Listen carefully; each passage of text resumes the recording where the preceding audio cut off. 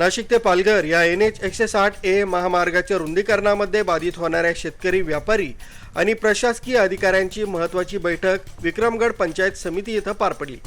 रस्ता रुंदीकरणासाठी लागणारी जमीन, फळबागा आणि घरांचं होणारं नुकसान यावर या बैठकीत सविस्तर चर्चा करण्यात आली। पालघर, मनोर, विक्रमगड, जव्हार मार्गे नाशिकला जोडणाऱ्या 107 किलोमीटर लांबीच्या या महामार्गाचं नूतनीकरण होत आहे। कुंभमेळ्याच्या पार्श्वभूमीवर हे काम हाती घेण्यात आलं असून विक्रमगड परिसरात 18 मीटर रुंदीचा रस्ता प्रस्तावित आहे। या रुंदीकरणात अनेक शेतकऱ्यांच्या जमिनी, विहिरी आणि व्यापारी गाळे बाधित होत आहेत। या बाधितांच्या मनातील संभ्रम दूर करण्यासाठी ही बैठक आयोजित केली होती।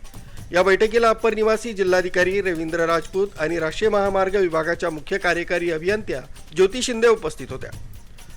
बाधितांना समृद्धी महामार्ग किंवा वडोदरा एक्सप्रेसवेच्या धर्तीवर जास्तीत जास्त मोबदला देण्याचा प्रयत्न राहील।